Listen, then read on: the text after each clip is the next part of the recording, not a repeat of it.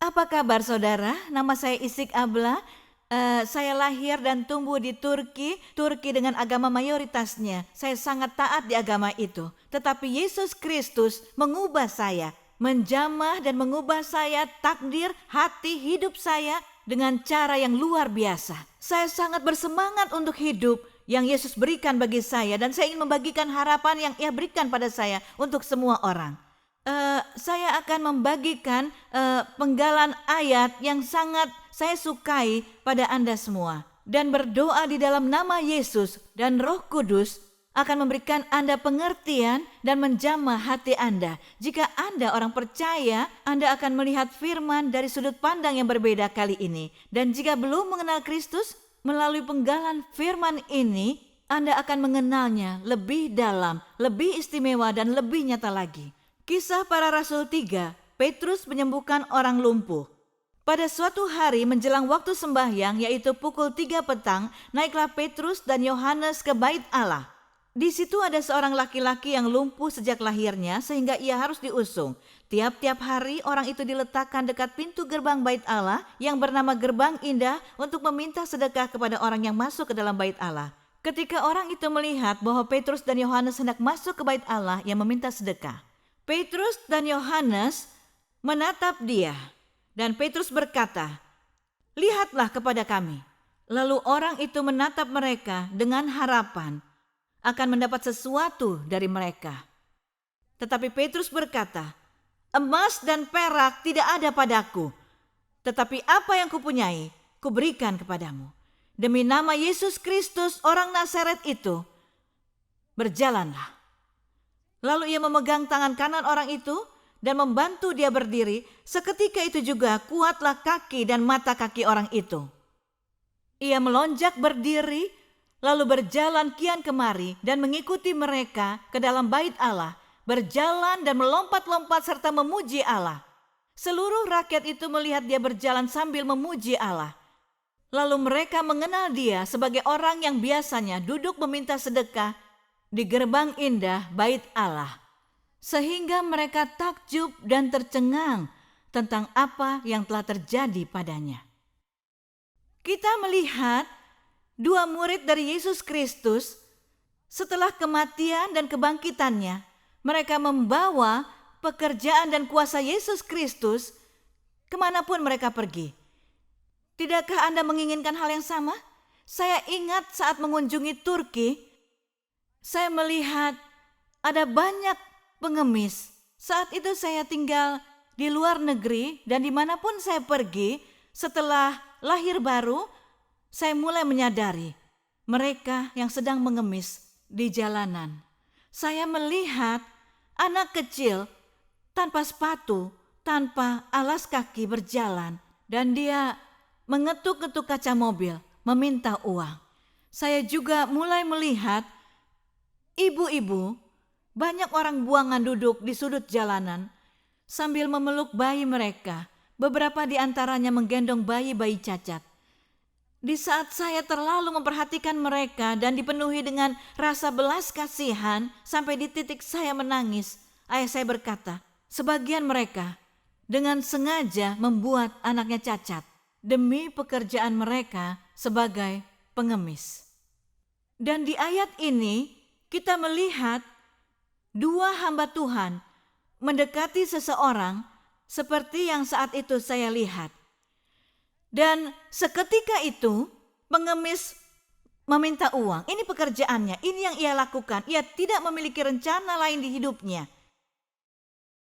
Ia terbuang, semua orang memandangnya rendah, ia tahu posisinya, dan seseorang setiap pagi menuntunnya di bait. Seperti juga terhadap yang lainnya, seperti yang saya lihat di Timur Tengah dan tempat lainnya di dunia. Perhatikan, pengemis terutama di negara ketiga, mengemis meminta uang. Ini kehidupan mereka. Mereka tidak tahu harus apa. Mungkin tidak seorang pun memperhatikan mereka, tidak ada yang peduli. Keberadaan mereka sepertinya dianggap tidak ada. Saya ingat saya juga memiliki kerabat yang demikian. Suatu hari pada saat saya pulang dengan mata yang memerah karena menangis, Dia berkata, lakukan apa yang kulakukan, Isik. Jangan melihat ke arah mereka. Jangan pedulikan. Berjalan saja, karena jika kamu melihatnya, kamu harus memberikan mereka sesuatu. Atau kamu akan menjadi sedih. Jadi inilah yang terjadi.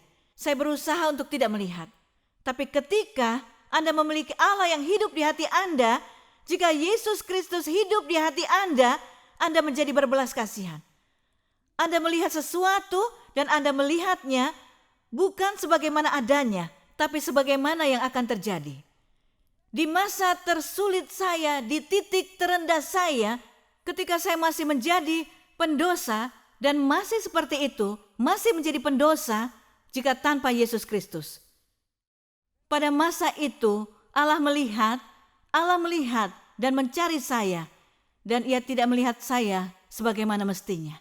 Siapa saya? Ia melihat apa yang dapat saya capai. Dan inilah yang sangat disukai Yesus Kristus. Dan di Injil ini tidak ada yang peduli, tidak ada yang menghargai, atau bahkan berbicara dengan pengemis itu. Petrus dan Yohanes menatapnya. Dan Petrus berkata, lihatlah kepada kami. Mengapa? Lihatlah kepada kami. Inilah pengertian saya. Mengapa? Lihat pada kami. Karena mereka terlihat kaya, Petrus berusaha berkata, tidak, kami hamba Allah. Kekayaan kami bukan dari dunia ini. Kami tidak memiliki kekayaan dunia. Lihatlah, apakah kami kaya, apakah kami terlihat kaya sehingga Anda datang meminta uang? Perkataan Petrus ini, lihatlah kepada kami. Karena seluruh hidup mereka didedikasikan untuk penuaian besar dari Yesus Kristus. Inilah hidup mereka.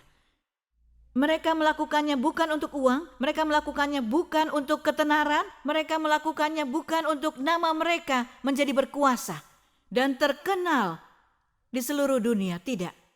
Karena dari perkataan Petrus selanjutnya memberitahukan kita apa yang akan mereka lakukan. Mereka berusaha membuat satu nama menjadi terkenal. Satu nama dikenal di seluruh bumi. Inilah keinginan mereka. Mereka berkata, lihat kami. Dan pengemis itu melakukannya. Ia berharap memperoleh sesuatu, memperoleh uang dari mereka. Dan Petrus berkata, ini yang saya suka dan saya menggunakannya berkali-kali. Ia berkata, emas dan perak tidak ada padaku. Tapi apa yang kumiliki kuberikan kepadamu. Apa yang kumiliki kuberikan padamu. Satu-satunya yang kumiliki dapat menjadi milikmu. Dapat menjadi milikku, juga milikmu, juga milik dia, dan juga semua yang kau kenal dapat memilikinya. Emas dan perak tidak ada padaku, karena seseorang tidak dapat memiliki dua tuan, hanya satu tuan. Aku memiliki satu investasi, dan investasi itu bukan dari dunia ini. Ini investasi sorga, di tempat yang lain. Karena pandanganku tetap bukan kepada yang terlihat, tetapi yang tidak terlihat, yang kekal. Inilah posisi mereka dalam perjalanan rohani. Jika Anda orang Kristen, saya undang Anda. Jika Anda belum memahami prinsip berjalan bersama Kristus, melayani Kristus, saya mau mengundang Anda untuk menetapkan pandangan Anda pada hal yang benar. Dan jika saat ini Anda menonton siaran ini dan belum mengenal Kristus atau mengenalnya hanya sebagai nabi, manusia atau manusia bijaksana yang pernah hidup, atau seseorang yang gila, jika Anda mengenalnya demikian, hari ini saya akan bertanya kepada Anda, siapa itu Yesus? Siapa itu Yesus sesungguhnya? Tapi Petrus dan Yohanes mengenal siapa itu Kristus karena mereka mengalaminya sejak semula. Seorang dari mereka adalah nelayan, dan Yesus berkata, datang dan ikutlah aku. Dan ia melepaskan jaringnya dengan saudaranya Andreas, kemudian mengikuti Yesus Kristus. Ia pernah menolak Yesus, tapi apa yang terjadi? Hari itu, ia menjadi ciptaan baru. Seorang pengkhotbah Injil. Ia berdiri di hadapan pengemis dan berkata, lihatlah kami. Kini, Petrus adalah penjala manusia. bukan lagi menjadi penjala ikan, ia penjala manusia, menyelamatkan dan mengumpulkan jiwa bagi Kristus Yesus. Ia berkata, emas dan perak tidak ada padaku. Hari ini mungkin Anda membutuhkan pemulihan. Saat ini mungkin Anda duduk di ruang keluarga dan hati Anda terasa berat karena menerima laporan dari dokter, atau akan dan sedang melakukan sebuah tes. Ada tai lalat kecil di suatu tempat dan Anda berpikir bagaimana jika. Saya dulu juga seperti itu. Tapi hari ini Allah mau Anda dibebaskan dari bagaimana jika itu. Bagaimana jika tidak dapat membayar sewa? Bagaimana jika kehilangan pekerjaan? Bagaimana musuh kita meletakkan ketakutan di hati Anda, di hati kita. Yang dapat mengalahkan ketakutan adalah iman. Jika Anda beriman, katakan kepada bagaimana jika. Begini, emas dan perak tidak ada padaku, tapi apa yang ada padaku, demi nama Yesus Kristus, aku perintahkan penyakit kanker untuk pergi. Aku perintahkan tai lalat itu pergi dari tubuhmu. Di dalam nama Yesus Kristus dari Nazaret yang sama, dahulu, sekarang, dan selamanya. Saya perkatakan dengan otoritas dalam hidup saya, hidup anak-anak saya, dan hidup Anda. Emas dan perak tidak ada padaku. Tapi demi nama Yesus Kristus dari Nazaret, berjalanlah, kata Petrus kepada pengemis itu. Dan bukan hanya itu, Petrus memegang tangannya dan membuatnya berjalan. Dan semua orang melihatnya dan mereka terpana akan mukjizat dari Yesus Kristus. Mereka terpesona. Belakangan ini saya ada di suatu konferensi. Dan ini tempat yang amat sangat mewah.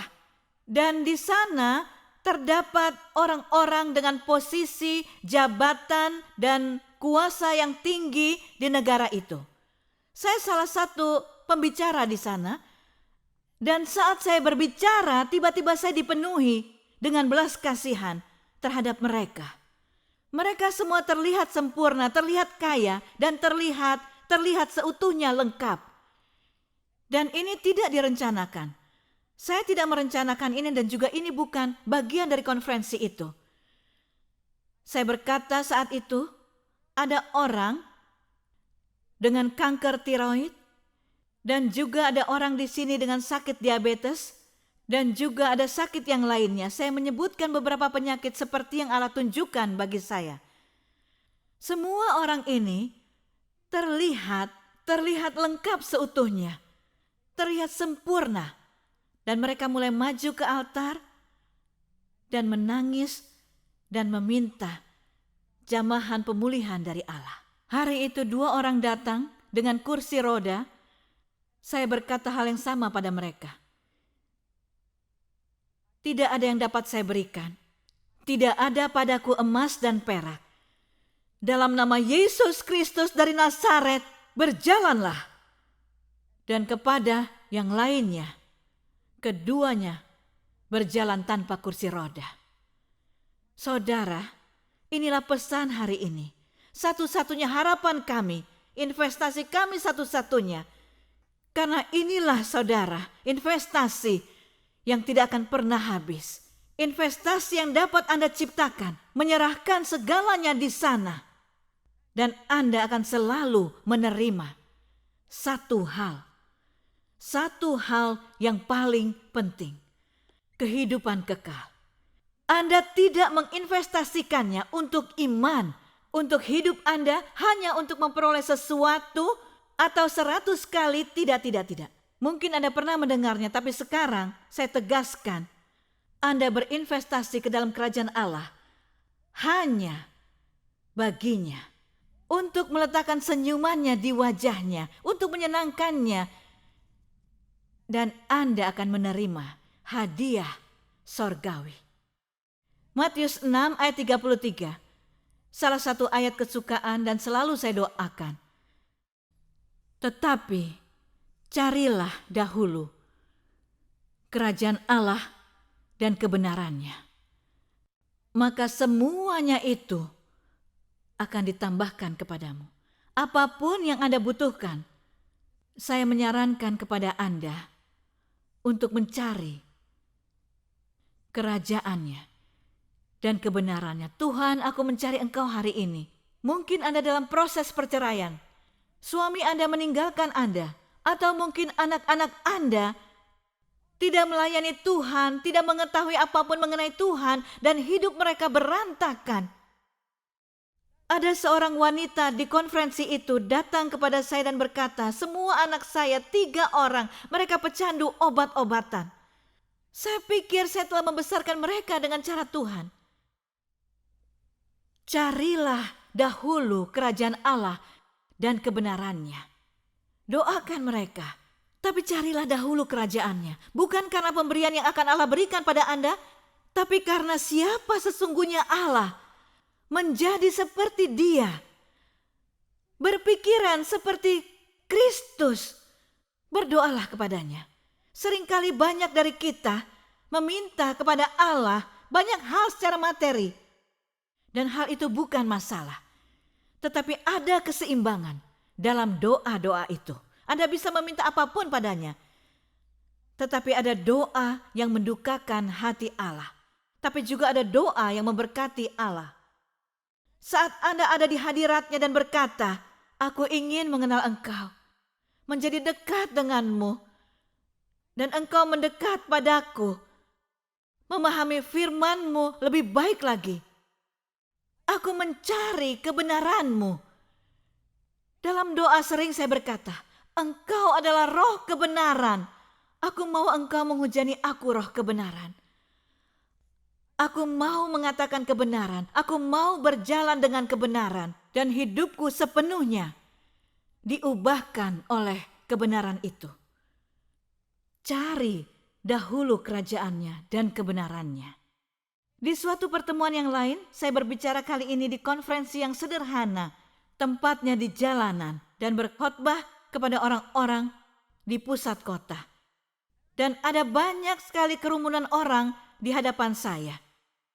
Dan saya memberitakan ayat-ayat yang benar-benar sama, emas dan perak tidak ada padaku, tetapi di dalam nama Yesus Kristus dari Nazaret berjalanlah. Dan satu wanita datang, berdiri di hadapan saya, menangis dan terus menangis. Satu pesan yang sederhana, naskah sederhana, tapi menjamah lubuk hati terdalam dari wanita ini. Ia berdiri di hadapan saya. Dari pakaiannya, penampilannya, wanita ini terlihat sangat miskin. Secara penampilan berumur 60-an. Wanita ini memakai baju berlengan panjang di tubuhnya. Sehingga saya tidak tahu bagaimana kondisi tubuhnya. Saat saya mengulurkan tangan padanya, karena ia memintanya, tolong doakan saya, tolong doakan saya. Dan ia menangis, dan saat saya menjamah wanita itu, Allah menunjukkan bahwa ia seorang pecandu heroin. Seluruh lengannya terdapat memar, dan juga terdapat luka jarum suntik karena heroin. Dan saya berkata, Anda akan memberitakan firman Allah bagi orang-orang seperti Anda di kota ini. Ia membuka matanya saat itu dan saya menatapnya, kemudian memejamkan mata saya dan berkata, saat ini Anda berpikir, bagaimana mungkin karena saya seorang pecandu heroin dan tidak mungkin dapat mengetahuinya. Tapi Allah menunjukkan pada saya, Anda selalu berkata Anda adalah sampah. Anda hanya pecandu heroin. Bagaimana mungkin dapat memberitakan Injil kepada mereka? Tapi hari ini demi nama Yesus Kristus, Anda akan dimerdekakan jika Anda berserah hari ini. Jika Anda menyerahkan hidup Anda kepada Kristus hari ini, Allah akan membebaskan Anda dari belenggu ini, memerdekakan Anda dari obat-obatan, dan Anda akan melayani Dia. Saya melihat Anda dengan Alkitab di tangan Anda, seperti saya berdiri di sini dan menyebarkan firman Allah. Dan wanita itu menangis, terus menangis dan berkata, saya berserah, saya berserah, saya berserah. Dan ia memeluk saya, demikian juga sebaliknya, dan ia menangis di bahu saya. Setelah menyelesaikan, hari itu kami pulang sangat lelah, tetapi bahagia dan bersukacita dalam Tuhan untuk jiwa-jiwa yang diselamatkan. Beberapa bulan kemudian, mungkin 6-7 bulan setelah hari itu, saya di gereja, dan setelah ibadah hari Minggu, seorang wanita menghampiri saya. Dia sangat cantik, berumur 30-an, tidak lebih. Dia memeluk saya, dan saya juga memeluknya. Dia berkata, "Anda mengenal saya?" Saya berkata, "Tidak, sejujurnya tidak." Dia menjawab, "Apakah Anda ingat saat Anda berada di taman untuk memberitakan Injil?" "Iya." Dia menjawab, Sayalah wanita mantan pecandu heroin yang saat itu Anda doakan." Saya sangat terpana karena wanita ini saat itu terlihat berumur 60-an.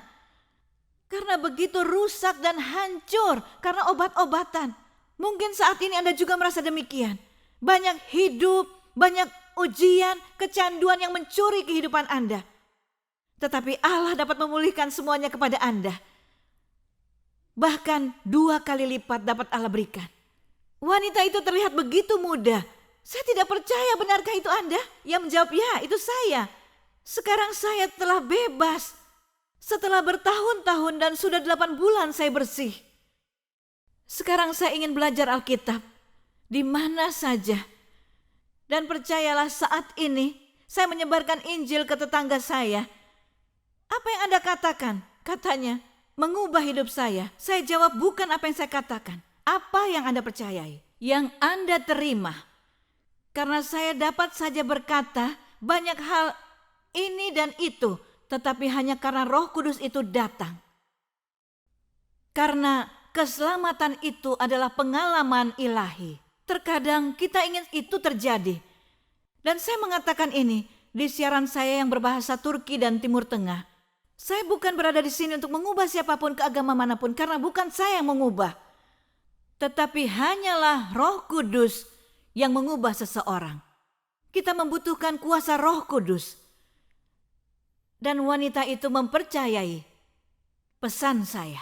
"Emas dan perak tidak ada padaku, tetapi demi nama Yesus Kristus dari Nazaret, berubahlah." Ini perkataan saya.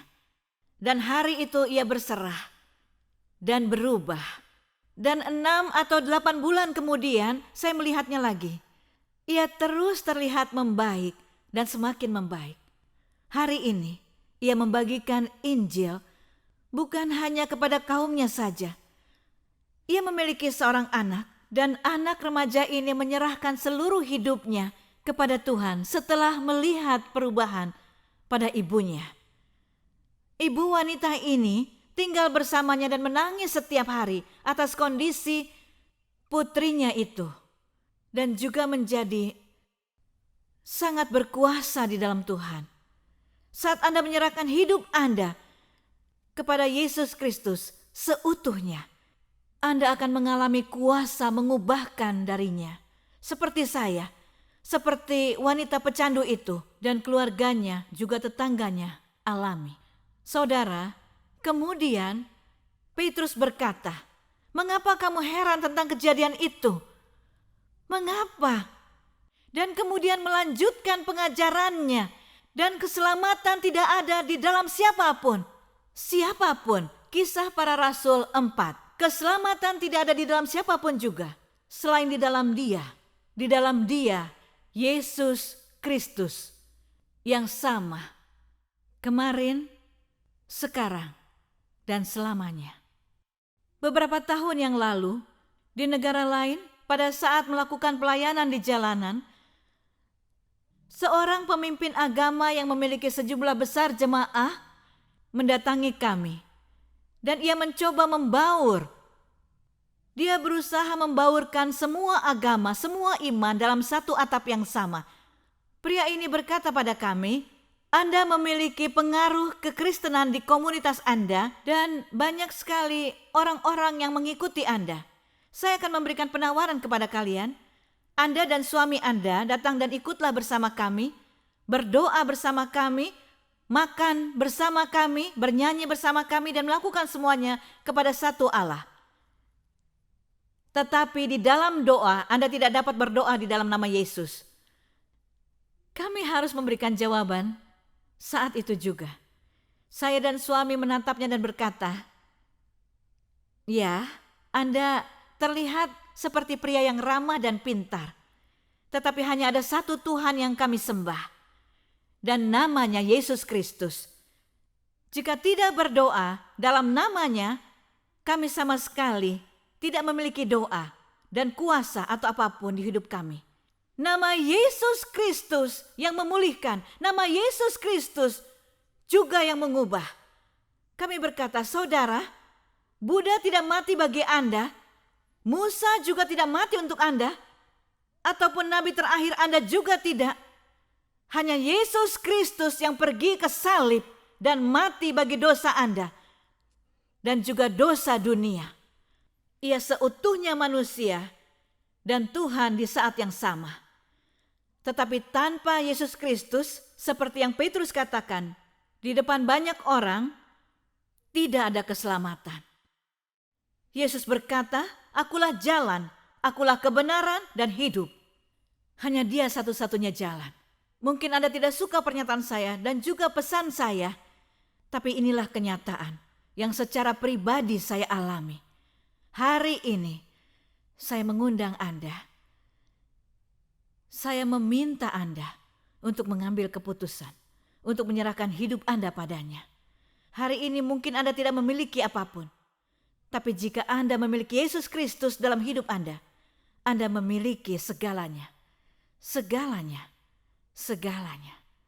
Saudara-saudaraku, dari agama dan kepercayaan manapun, berikan hati Anda pada Yesus Kristus dan hiduplah selamanya. Tuhan memberkati Anda. Sampai jumpa lagi. Tuhan melindungi Anda.